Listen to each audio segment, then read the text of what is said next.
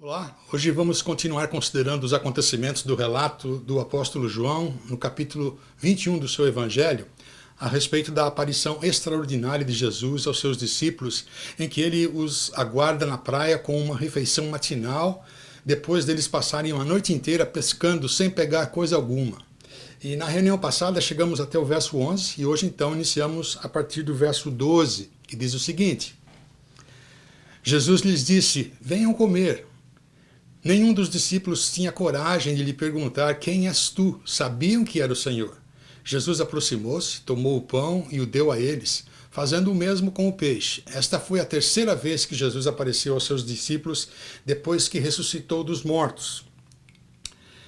E dá para imaginar que naquele momento os discípulos deviam estar meio que sem saber o que dizer ou fazer, tomados por sentimento de temor e insegurança, tentando discernir a diferença entre curiosidade e fé diante daquela aparição surpreendente de Jesus.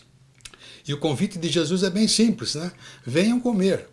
E normalmente a nossa expectativa, ou a minha expectativa, é que o verso seguinte seria: os discípulos foram e comeram, né? Mas o que acontece em seguida é que Jesus é quem acaba indo até eles. No versículo 13 diz que Jesus aproximou-se, tomou o pão e deu a eles, fazendo o mesmo com o peixe. Assim como vem acontecendo repetidamente nos últimos 20 capítulos, aqui também João ressalta que ao mesmo tempo que Jesus convida as pessoas a virem até ele, o próprio Jesus é quem toma a iniciativa de ir ao encontro delas.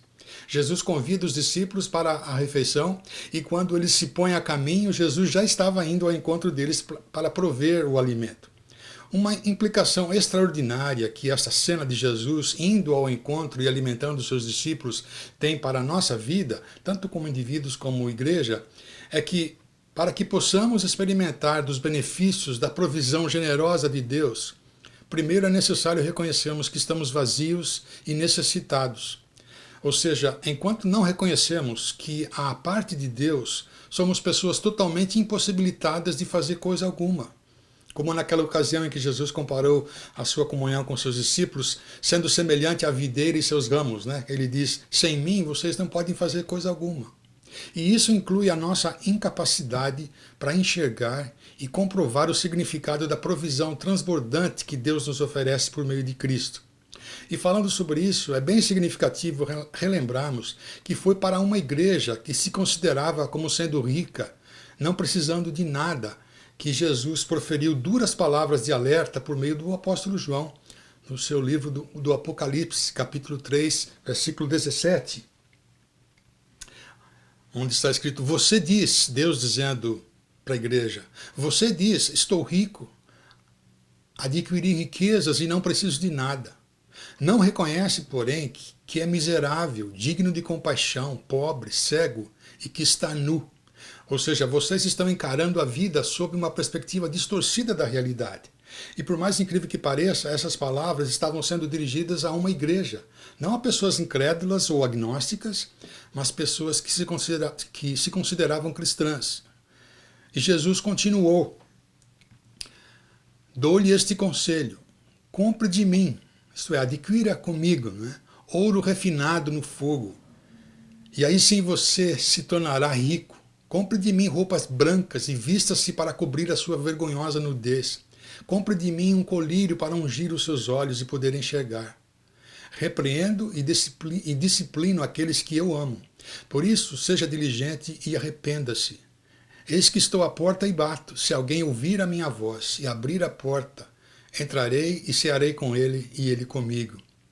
Interessante que este verso 20 é bastante usado na hora de fazer apelo em mensagens evangelísticas, mas que a maioria de nós evangélicos falha em reconhecer o seu real significado dentro desse contexto de provisão generosa para as nossas necessidades a que Jesus estava se referindo.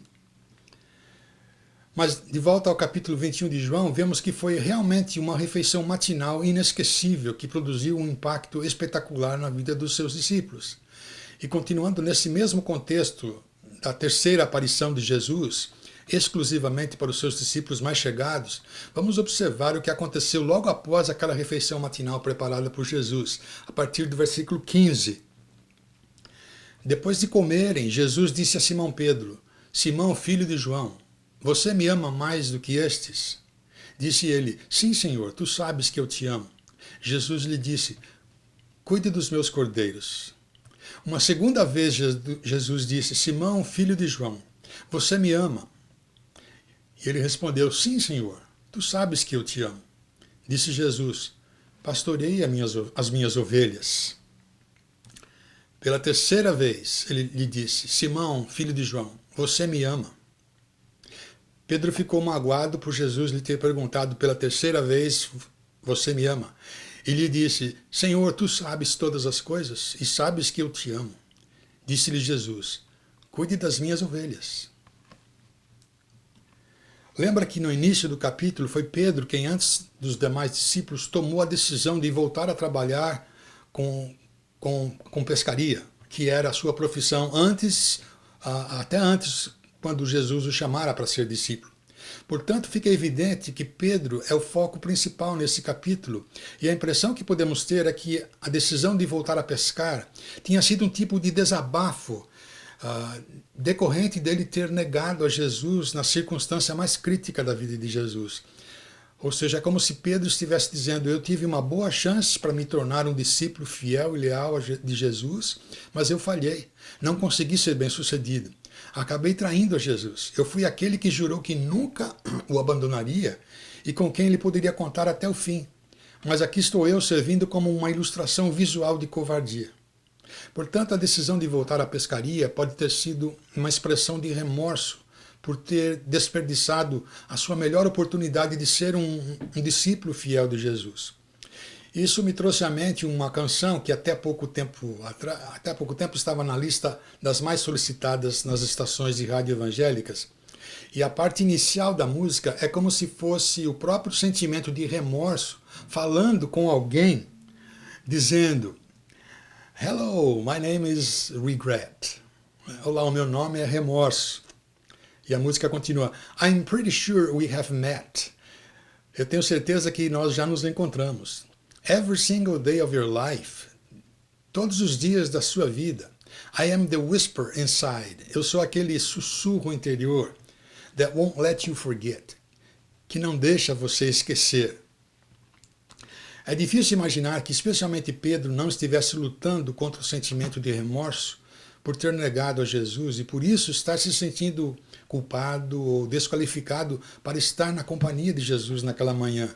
Talvez Pedro estivesse relembrando de tantas experiências extraordinárias vividas nos últimos 3 anos passados em comunhão com Jesus e as expectativas futuras que agora pareciam ter sido canceladas ou frustradas.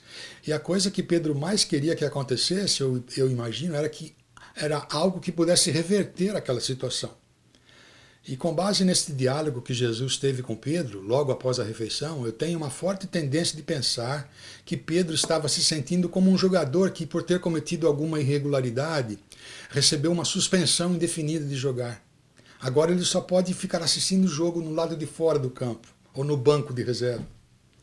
E à semelhança de Pedro, tem muitas pessoas, muitos cristãos, que não se achegam mais perto de Deus por se sentirem desqualificadas ou com algum tipo de suspensão indefinida, por causa de sentimento de remorso, de alguma experiência passada vergonhosa ou imoral que tenha passado, né?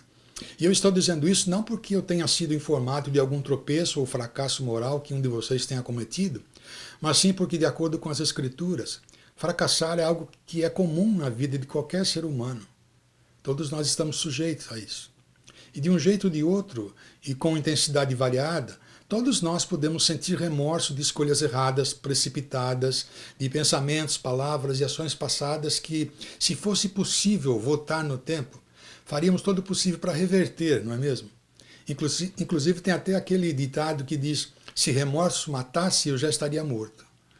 Mas conforme acabamos de ler, o bate-papo entre Jesus e Pedro girou em torno de tríades, isto é, 3 perguntas, 3 confissões, 3 palavras de exortação.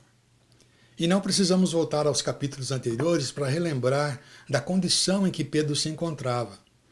Já sabemos que foi enquanto ele estava à distância, mantendo-se aquecido próximo a uma fogueira, aguardando Jesus ser interrogado por Pilatos, que ele negou ser seguidor ou até mesmo saber quem Jesus era. Então é agora que o Senhor Jesus toma a iniciativa de conceder a Pedro a oportunidade de fazer uma tríplice reafirmação da sua fé. É interessante observar que, apesar de já estar fazendo um bom tempo que Jesus havia lhe dado um novo nome, durante aquela conversa em particular com Pedro, Jesus fez questão de usar o nome de nascença de Pedro, Simão. O significado do nome Simão não é mencionado nas Escrituras, mas o fato de Jesus passar a chamá-lo de Pedro implica que, obviamente, devia ser bem diferente do significado de Pedro, né? Quem sabe até o oposto. Mas a mudança de nome havia acontecido há aproximadamente 3 anos, logo no início, quando Jesus escolheu seus discípulos companheiros, conforme o apóstolo João registrou. João 1:42. Jesus olhou para ele e disse: Você é Simão, filho de João, e será chamado Cefas. Cefas é um termo aramaico que, traduzido para o grego, é Pedro, e ambos significam pedra, né? Portanto, é muito provável que Jesus estava relembrando Pedro de sua vida antes de ser chamado para ser discípulo. E então Jesus pergunta: Simão, você me ama mais do que estes? E há 3 interpretações, ou 3 modos de se interpretar o significado a que Jesus estava se referindo ao dizer mais do que estes, de acordo com alguns comentários bíblicos. A primeira interpretação é que seja: Pedro, você me ama mais do que os seus amigos me amam. A outra interpretação seria: Pedro, você ama seus amigos mais do que a mim. E uma terceira é: Pedro, você ama o trabalho que você fazia antes de me conhecer, pescaria, para o qual você decidiu voltar agora, né? Mais do que o trabalho de ser meu discípulo para o qual eu o chamei. Dessas 3 opções, me parece que a terceira, que é a escolha entre a velha vida de pescador de peixes e a nova vida de pescador de vidas humanas, é a menos provável, porque, ao responder, Pedro não fez questão de reafirmar a comparação a que Jesus estava se referindo nas perguntas. Ou seja, Pedro não foi categórico de dizer: Mestre, o Senhor sabe que eu te amo mais do que a pescaria, ou mais que os meus amigos, ou quanto meus amigos te amam. Mas as 3 respostas de Pedro apenas reforçam e reiteram sua devoção ao Senhor e ponto final. E a segunda pergunta de Jesus é como se ele estivesse dizendo: Pedro, você tem certeza que me ama de verdade? E a resposta é exatamente a mesma da anterior, como se Pedro estivesse respondendo apenas metade da pergunta. E finalmente Jesus pergunta pela terceira vez: Pedro, você me ama? Eu imagino que você já tenha ouvido um número suficiente de devocionais e sermões a respeito das 2 palavras gregas que Jesus usou para diferenciar uma pergunta da outra.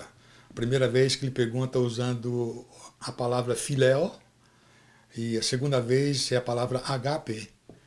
E eu não vou me deter a elas, porque, no meu entender, elas não fizeram diferença para as respostas de Pedro. Eu penso que o significado mais importante seja o seguinte: Pedro reconheceu que aqueles últimos acontecimentos, a sua negação de Jesus, assim como a decisão de voltar a pescar, não haviam chegado ao ponto de negar a realidade da sua devoção ao Senhor. E assim sendo, ele sinceramente não admitiu ter dividido o seu amor conforme as perguntas feitas por Jesus. Uma lição preciosa que estas respostas de Pedro ressaltam é que, se nós nos colocarmos na situação de Pedro, isto é, se trouxermos à nossa memória alguma situação passada em que realmente pisamos no tomate, pisamos na bola, quando, quem sabe, tenhamos feito uma escolha precipitada ou impensada que faz brotar sentimento de remorso ou culpa hoje, ou cometemos algum comportamento totalmente vergonhoso que nos traz sentimentos de remorso hoje. E se a mesma pergunta feita por Jesus a Pedro fosse feita a nós, qual seria a resposta que daríamos para pleitear a nossa defesa, para reafirmar o nosso amor a Deus? Qual seria a sua resposta hoje se você ouvisse Deus perguntando a você? Você me ama de verdade? Verdadeiramente? Realmente você me ama? É uma pergunta simples, mas que exige reflexão. Observe que a pergunta de Jesus não se referia essencialmente ao aspecto emocional da vida de Pedro, porque exigia uma resposta racional, né? Você me ama mais do que estes, não é? E a única coisa que Pedro podia pleitear diante de Jesus era a respeito da sua omissão em expressar seu amor e lealdade, mas não a ausência de amor e lealdade. Tanto é que a terceira resposta foi: Senhor, tu sabes todas as coisas e sabes que te amo. Se eu estivesse mentindo, o Senhor saberia. Em outras palavras, Pedro estava dizendo: a única defesa que eu tenho diante do Senhor é o seu coração compreensivo, misericordioso e gracioso para comigo. Pedro não procura dar uma resposta espiritual, mencionando uma lista de boas obras ou a quantidade de capítulos das Escrituras que ele estaria lendo em seus momentos de meditação diária, etc. e tal. Não. Pedro sabia que Jesus era capaz de enxergar o seu interior. Jesus não estava perguntando se Pedro tinha alguma dúvida sobre a vontade de Deus. A pergunta foi simplesmente: você me ama? E esse diálogo de Jesus com Pedro ressalta o fato extraordinário de que o coração da história do cristianismo é o relacionamento pessoal com Cristo. Não é um curso de teologia sistemática ou de um mestrado em divindade. Jesus não estava interessado nos conhecimentos acadêmicos teológicos de Pedro. E com isso, não estou dizendo que sejam irrelevantes, mas sim que não são a coisa mais importante na vida de um discípulo. A questão fundamental, número 1 da vida cristã, é: você me ama? E sempre que nos encontrarmos em situação de adversidade e dificuldade, quer seja a consequência da nossa própria insensatez e pecaminosidade ou consequência de circunstâncias que estão totalmente fora do nosso controle, a verdade mais extraordinária que devemos e que precisamos estar apegados é que a única e maior defesa que temos para apresentar diante de Deus é o amor que Ele revelou por nós em Cristo. Esta conversa de Jesus com Pedro ressalta a qualidade fundamental da fé cristã, que é o nosso amor a Deus. As demais qualidades são relevantes, mas o amor é a única qualidade totalmente indispensável. E para concluir, temos considerado então as 3 perguntas de Jesus, as 3 respostas de Pedro, faltando agora as 3 palavras de exortação diante das respostas de Pedro dadas por Jesus, respectivamente. Cuide dos meus cordeiros, pastoreie ou apacente as minhas ovelhas e cuide das minhas ovelhas.